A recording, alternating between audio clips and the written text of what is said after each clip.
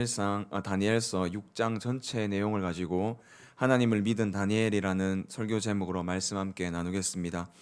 그리스도인들에게 믿음이란 단어는 참 많이 듣기도 하고 또 많은 말이 있기도 하는 단어 중에 하나입니다.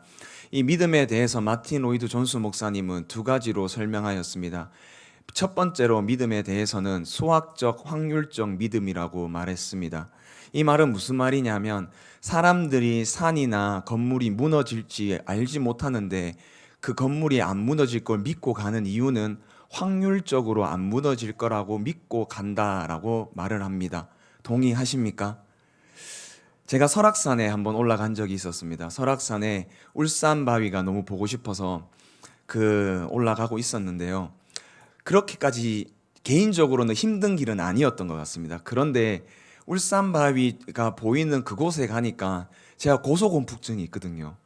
그래서 올라가는데 그 바위 중간중간에 계단을 박아놨더라고요. 혹시 가보셨습니까? 그죠. 바위 중간중간에 그 난간으로서 철제를 박아놔서 계단을 만들어 놨는데, 그래서 그걸 올라가다 보면 이게 밑에를 보니까 너무 무서운 겁니다. 이게 낭떠러지니까 내 몸을 저 철제에 못 맡기겠는 겁니다, 제가. 그래서 가지 말까 이런 생각이 들었습니다.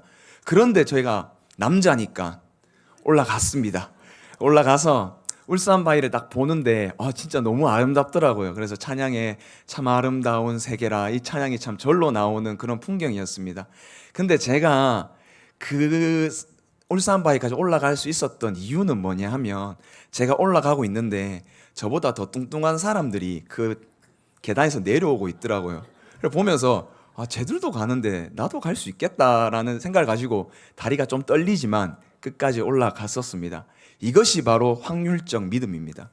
그 사람이 내려오는 걸 보니까 저 사람도 안 갔으니까, 저 사람도 가니까 나도 갈 수 있겠다라고 확률적으로 믿는 것이 바로 이 확률적 믿음이라고 합니다.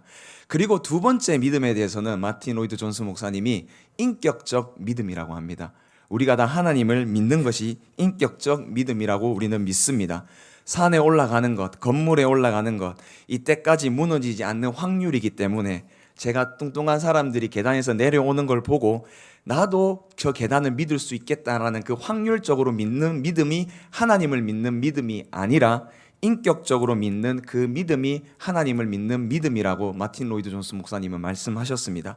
하나님의 계시의 말씀이 나를 지적하고 나를 지적으로 깨닫게 하시고, 그 말씀이 나를 감정적으로 회개하게 하시고 내가 눈물을 흘리게 되고, 그 하나님을 알게 되신 하나님 때문에 내가 의지적 결단이 생기고, 그래서 내가 하나님 앞에 바로 살아가고자 하는 결단이 생기는 이 믿음, 이것이 바로 인격적 믿음이라고 말씀하고 있습니다. 그런데 우리가 사람을 믿을 때는 어떻게 믿으십니까? 인격적으로 믿으십니까? 확률적으로 믿으십니까? 두 개 다 믿는 것 같습니다. 옛날에 이런 말이 있습니다. 믿는 도끼에 발등 찍힌다. 믿었던 사람들에 대해서 배신을 당할 때 쓰는 말이죠. 우리는 사람을 종종 확률적으로 믿습니다. 내가 이때까지 저 사람에게 이런 모습을 보여줬으니까, 이 사람의 행태들이 항상 그랬으니까 지금도 내가 이렇게 하면 그 사람이 그렇게 하겠지라고 우리는 확률적으로 이미 선을 긋습니다. 그렇지 않습니까?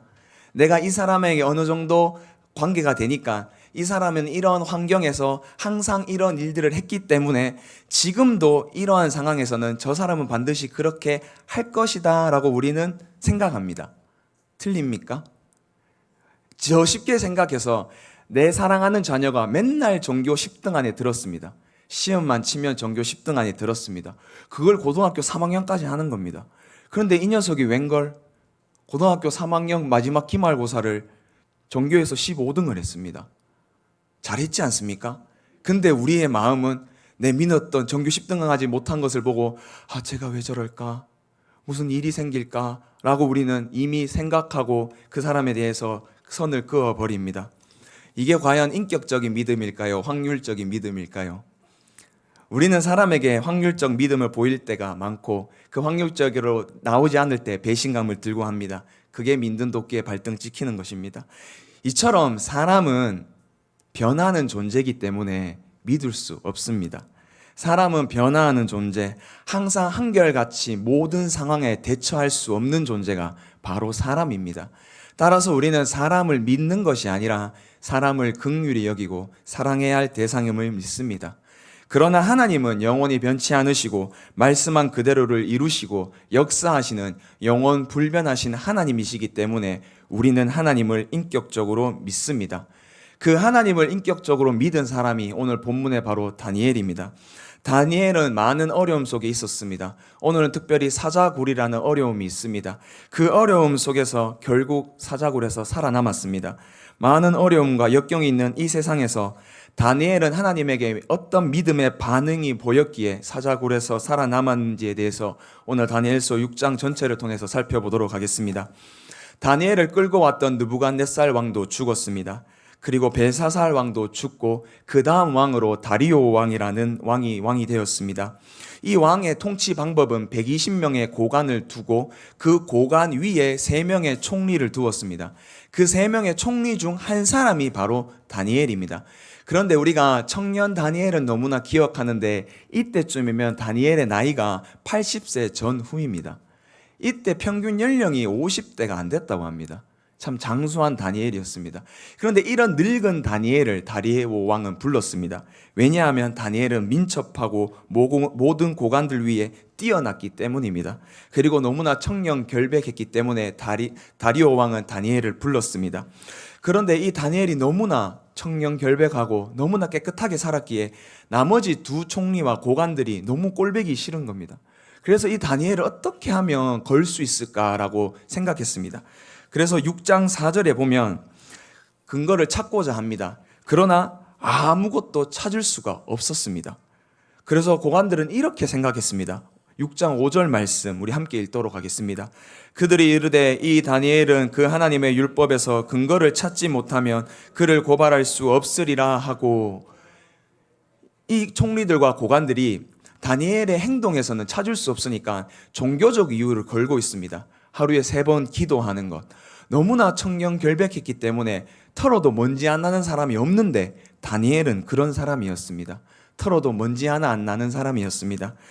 그래서 기도하는 그것을 가지고 생각하고 그 기도하는 그것으로 다니엘을 힘들게 하고자 했습니다.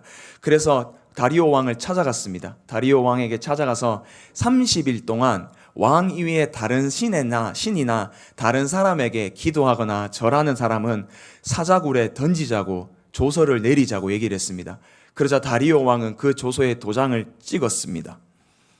우리가 그리스도인으로서 청렴결백하게 살아도 어려움은 있습니다. 우리는 깨끗하기에 세상 사람들이 우리를 가만히 두지 않을 때가 있습니다. 그리스도인으로서 깨끗한 흰옷을 입고 더러운 이 땅을 살아가면서 어떻게 그 흰옷에 더러운 곳 안 묻히고 살아갈 수 있겠습니까? 당연히 묻히고 당연히 힘들 것입니다. 이 사자굴이라는 어려움 속에서 다니엘은 어떤 하나님께 믿음의 반응을 보였을까요? 첫 번째로서는 일상의 기도를 놓치지 않았습니다. 다니엘서 6장 10절 말씀에 이렇게 나와 있습니다. 우리 함께 읽도록 하겠습니다.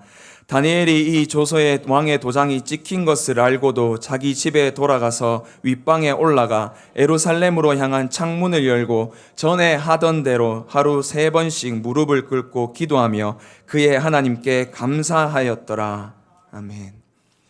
왕의 도장이 찍힌 것을 알았습니다.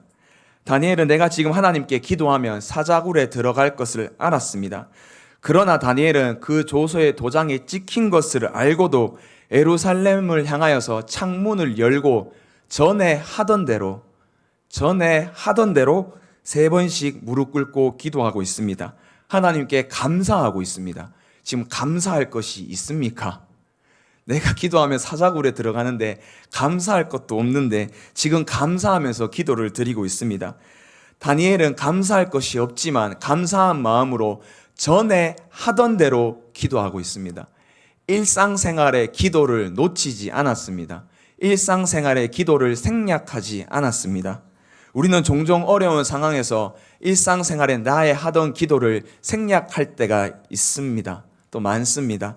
어떤 어려운 일이 닥쳤을 때에 기도를 더 해야 하지만 힘이 안 나서 기도할 수 없을 때가 있습니다. 왜 없었겠습니까?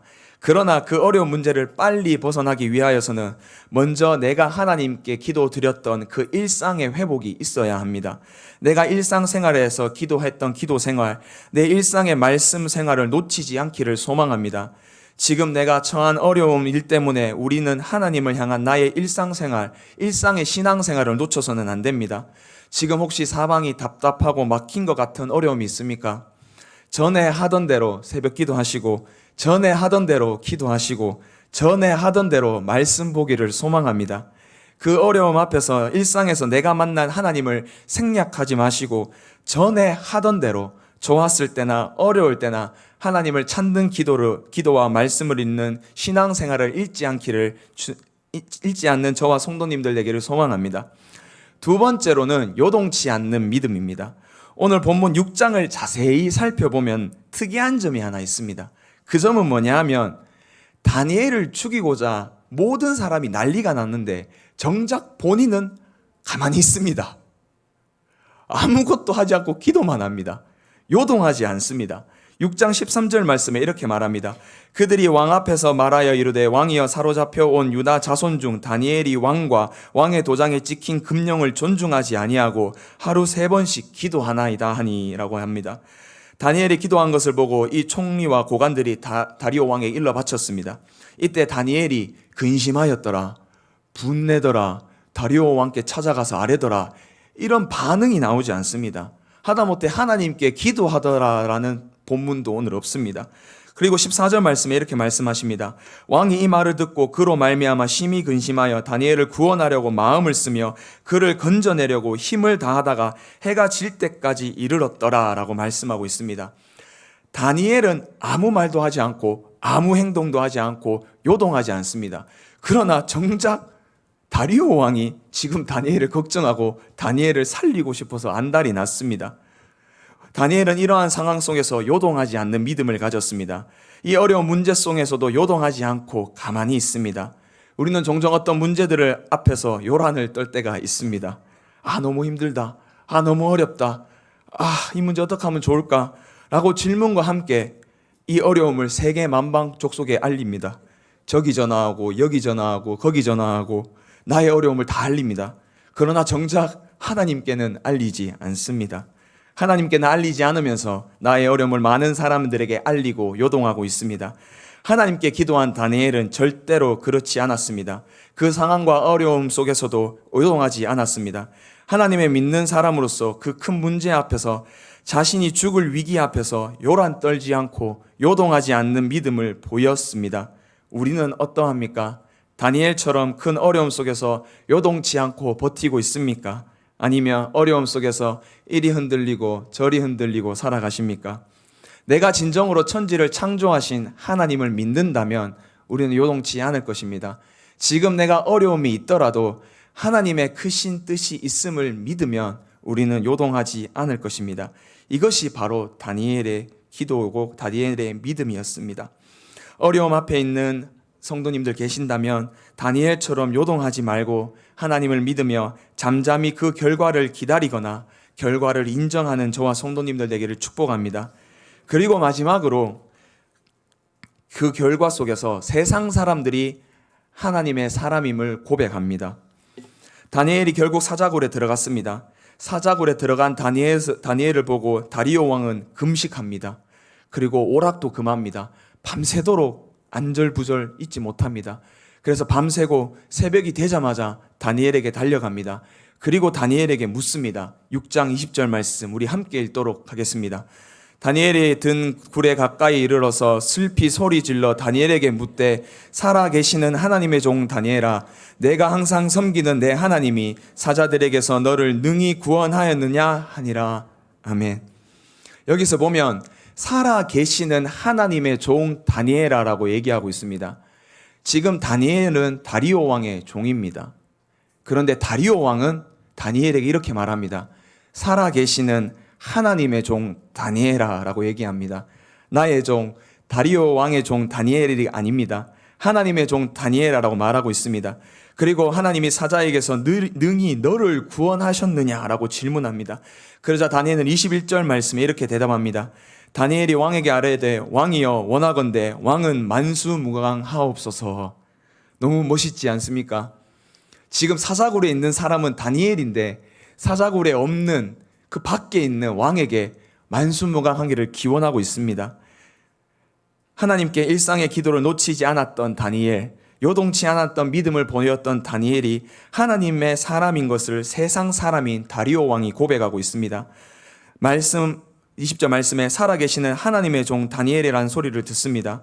우리가 어려움 가운데 기도를 생략하지 않았고 또 나의 믿음이 요동하지 않았다면 나의 이런 모습을 보고 세상 사람들이 이렇게 고백할 겁니다. 너 진짜 하나님의 사람 같구나 라고 말입니다. 네 모습 보니까 하나님 살아계시는 것 같다. 네 모습 보니까 너는 하나님의 사람인 것 같다라는 고백이 나의 입에서 나오는 것이 아니라 세상 사람들 입에서 나올 것입니다.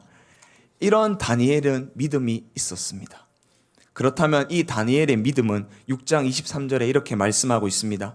왕이 심히 기뻐서 명하여 다니엘을 굴에서 올리라 하매 그들이 다니엘을 굴에서 올린즉 그의 몸이 조금도 상하지 아니하였으니 이는 그가 자기의 하나님을 믿음이었더라. 다니엘은 하나님을 믿었기 때문에 이 모든 일이 가능했습니다. 그런데 이 믿음은 과연 어떤 믿음일까요?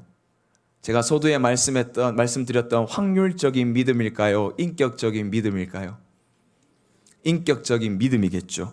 그렇다면 이 인격적인 믿음의 근원은 어디서부터 출발되었을까요? 하나님이겠죠. 더 정확하게는 하나님의 말씀입니다. 다니엘의 믿음은 하나님의 말씀에 근원한 믿음입니다. 다니엘서 9장 1절 말씀 우리 다 함께 읽도록 하겠습니다. 메대 족속 아하수에로 아들 다리오가 갈대아 나라 왕으로 세움을 받던 첫 해, 다리오 왕이 드디어 왕이 되고 나서 그 첫 해에 다니엘은 말씀을 읽습니다. 제가 읽은 것은 9장이지만 시간적으로 보면 6장 앞에 있는 내용이 바로 9장의 내용입니다. 이 다니엘이 무엇을 보았을까요? 2절 말씀 함께 읽겠습니다. 곧 그 통치 원년에 나 다니엘이 책을 통해 여호와께서 말씀으로 선지자 예레미야에게 알려주신 그 연수를 깨달았나니 곧 예루살렘의 황폐함이 70년 만에 그치리라 하신 것이니라. 아멘. 말씀을 보았습니다. 예레미야에게 알려주신 그 연수, 바벨론 포로 기한이 70년 남았다. 이제 그 기한이 다 차가는구나. 하나님의 말씀이 이루어지겠다는구나 하는 것을 말씀을 읽고 깨달았습니다. 그 다니엘이 읽은 에레미야서의 말씀은 에레미야서 25장 11절과 12절 말씀입니다. 에레미야서 25장 11절과 12절 말씀에 이 모든 땅이 폐허가 되어 놀랄 일이 될 것이며 이 민족들이 70년 동안 바벨론의 왕을 섬기리라. 여호와의 말씀이니라. 70년이 끝나면 내가 바벨론 왕과 그의 나라와 갈대아인의 땅을 그 죄악으로 말미암아 벌하여 영원히 폐허가 되게 하되 라고 말씀합니다. 다니엘은 이 말씀을 읽고 깨달았습니다. 하나님이 이제 우리 민족을 다시 예루살렘으로 귀환시켜주는 날이 얼마 남지 않았구나. 말씀대로 이루어 가시는 하나님을 다리오 왕 원년에 그는 깨달았습니다. 하나님을 믿는 믿음의 근원은 바로 자신의 믿음과 자신의 경험이 아니라 하나님의 말씀이었습니다. 이 하나님의 말씀을 믿었기에 다니엘은 기도를 생략하지 않고 요동치 않았습니다. 9장 3절 말씀에 내가 금식하며 베옷을 입고 죄를 덮어 쓰고 주 하나님께 기도하며 간구하기를 결심하고 라고 말합니다. 이때부터 다니엘은 그 말씀 때문에 회개하며 기도하고 있습니다. 다니엘서 6장 10절에 조서가 찍힘에 알고도 전에 하던 대로 기도하였습니다. 전에 하던 대로 일상의 기도를 매일 드렸습니다. 그 어려움 속에서도 일상의 기도를 드릴 수 있었던 이유는 하나님의 말씀 때문이었습니다. 하나님의 말씀을 읽으니 예루살렘 귀환이 얼마 남지 않았구나. 그것이 너무나 감사해서 하나님께 기도와 간구를 금식하며 드렸습니다. 사자굴에 들어갈 위험 속에서도 그 기도의 생활을 끊지 않았습니다. 왜냐하면 내가 사자굴에 들어가는 것보다 하나님의 말씀이 이루어지는 것이 더 중요했기 때문입니다. 다니엘이 조서가 찍혔을 때 전에 하던 대로 기도하였다고 본문에 나옵니다. 과연 다니엘의 기도는 무엇이었을까요? 사자굴에 들어가지 않게 해주세요 라고 기도했을까요? 6장에 다니엘이 어떻게 무슨 내용으로 기도했는지에 대해서는 정확하게 말씀하지 않습니다. 그런데 9장을 봐서 우리는 알 수 있을 것입니다. 적어도 사자굴에 들어가지 않게 해주세요라는 기도는 아니었을 것입니다. 하나님의 말씀인 예루살렘의 그 귀환이 빨리 이루어질 수 있도록, 하나님의 말씀이 이루어질 수 있도록 기도했을 것입니다. 이 기도가 예수님의 기도 아닙니까? 뜻이 하늘에서 이루어진 것 같이 땅에서도 이루어지이다라고 예수님은 기도를 가르쳐 주셨습니다. 하나님의 말씀이 이 땅에 이루어지기 위한 기도였습니다. 그렇기에 그는 사자굴에 들어가기 전에도 들어가서도 요동치 않는 믿음을 가졌습니다. 하나님을 믿은 다니엘, 그 믿음의 근원은 바로 하나님의 말씀이었습니다. 다니엘처럼 이 말씀을 믿는 저와 성도님들 되기를 축복합니다. 다니엘이 이 하나님의 말씀인 예루살렘 귀환을 보았을까요? 못 보았을까요? 다니엘서 1장 21절에 이렇게 나옵니다. 다니엘은 고레스 왕 원년까지 있으리라. 다리오 왕 다음에 고레스가 왕이 됩니다. 다니엘은 고레스 왕 원년까지 살았습니다. 고레스 왕 원년에 무슨 일이 일어났습니까? 에스라 1장 1절에서 2절 말씀, 바사왕 고레스 원년에 여호와께서 에레미야의 입을 통하여 하신 말씀을 이루게 하시려고 바사왕 고레스의 마음을 감동시키매 그가 온 나라에 공포하고 조서를 내려 이르되, 바사왕 고레스는 말하노니 하늘의 하나님 여호와께서 세상 모든 나라를 내게 주셨고 나에게 명령하사 유다 예루살렘의 성전을 건축하라 하셨나니. 고레스 왕 원년에 예루살렘 귀환을 하라는 조서가 내렸고 공포가 내려졌습니다. 그래서 이스라엘 백성들은 예루살렘으로 성전을 건축하러 수룹바벨을 시작으로 출발하였습니다. 다니엘은 하나님의 말씀인 이 바벨론 포로 귀환을 눈으로 보았습니다. 하나님의 말씀을 따라가는 삶, 하나님의 말씀으로 믿음으로 하나님을 믿은 다니엘은 하나님의 역사를 눈으로 보았습니다. 이 말씀을 믿고 말씀을 이루어지기 위해서 기도했던 다니엘은 사자굴이라는 어려움과 어려움 앞에서 하나님을 믿고 일상의 기도를 끝까지 드렸고 요동치 않는 믿음을 보였습니다. 이는 다니엘뿐만이 아닙니다. 설교를 준비하면서 그들이 방주에 있을 때라는 찬양을 들었습니다. 노아가 방주를 120년간 만들고 하나님께서 노아에게 명령하셨습니다. 배에 들어가라. 그리고 40일 이후에 네가 나오겠다라고 말씀해 주셨습니다. 그래서 노아는 노아의 가족들과 방주 안에 들어갔습니다. 그리고 비가 내리기 시작했습니다. 그때 노아가 방주 안에 있을 때의 심정을 가지고 만든 노래가 그들이 방주 안에 있을 때라는 찬양입니다. 이 찬양에 보면 이런 가사가 있습니다. 이 배는 어디로 가는지, 이 비는 언제쯤 그칠지라는 가사가 있습니다. 노아를 쓰신 하나님이시지만 노아는 방주 안에 있을 때 이 비가 40일이라고 하는데 계속 오니까 그칠 수 있을까? 배를 처음 탔지 않습니까? 배가 과연 어디로 갈까? 알 수가 없었습니다. 그러나 하나님이 말씀하셨기에 난 알 수 없으나 그 하나님의 말씀을 믿고 신뢰함으로 나아간다라는 그런 찬양입니다. 이 찬양의 가사처럼 노아는 하나님의 말씀 때문에 120년간 방주를 만들었고 하나님 말씀 때문에 말씀을 믿었기에 40일 주야로 내리는 비를 방주 안에서 보낼 수 있었습니다. 노아만 그런 것이 아닙니다. 하나님은 창조 때부터 우리를 이렇게 만드셨습니다. 별그대라는 드라마를 보신 적 있으십니까? 우리 보신 성도님들 계실 것 같은데 그 별에서 온 그대라는 드라마에 보면 말도 안 되는 얘기입니다. 외계인이 와서 400년을 살았는데 뭐 그런 내용입니다. 근데 이 외계인이 조선시대에 와서 400년을 살았습니다. 근데 거기 인트로에 보면 되게 재미난 게 있는데 그 외계인이 어떤 서울 한복판에 서서 이렇게 둘러봅니다. 둘러보면 서울이 바뀌는 게 막 보입니다. 조선시대 때부터 지금 서울까지 바뀌는 모습이 쫙 보입니다. 저는 그것을 보고 이렇게 생각한 적이 있습니다. 하나님 왜 저렇게 안 만들었을까? 하나님이 인간 먼저 만들어 놓고 빛 보여주시고 공창 보여주시고 짐승 보여주시고 이렇게 보여주시면 눈으로 보고 믿으면 더 믿을만 하지 않나? 왜 그렇게 안 만드셨을까? 라는 생각을 했었습니다. 저 같은 사람을 위해서 히브리서 저자는 히브리서 11장 3절에 이렇게 말씀합니다. 믿음으로 모든 세계가 하나님의 말씀으로 지어진 줄을 우리가 아나니 보이는 것은 나타나는 것으로 말미암아 된 것이 아니니라. 우리는 믿음으로 모든 세계가 하나님의 말씀으로 지어진 줄을 압니다. 말씀으로 우리가 지금 보는 세계가 지어진 것을 우리는 믿음으로 믿습니다. 우리는 이 하나님의 말씀을 말씀으로 하나님을 믿도록 창조받은 피조물입니다. 내가 아는 것, 내가 느끼는 것, 내가 경험하는 것, 내가 의지하는 것, 내가 보는 것으로 하나님을 믿는 것이 아니라 하나님이 주신 말씀으로 하나님을 믿도록 지음을 받았습니다. 이 하나님의 말씀을 믿을 때 우리는 하나님을 끝까지 따라갈 수 있습니다. 왜냐하면 말씀은 세세 영원토록 있기 때문입니다. 베드로전서 1장 24절에서 25절 말씀에 그러므로 모든 육체는 풀과 같고 그의 모든 영광은 풀의 꽃과 같으니 풀은 마르고 꽃은 떨어지되 오직 주의 말씀은 세세토록 있도다 하였으니 너희에게 전한 복음이 곧 이 말씀이니라 라고 말씀합니다. 이 세상의 모든 것 변합니다. 사람도 변하고 만물도 변합니다. 그러나 오직 주의 말씀은 세세토록 있습니다.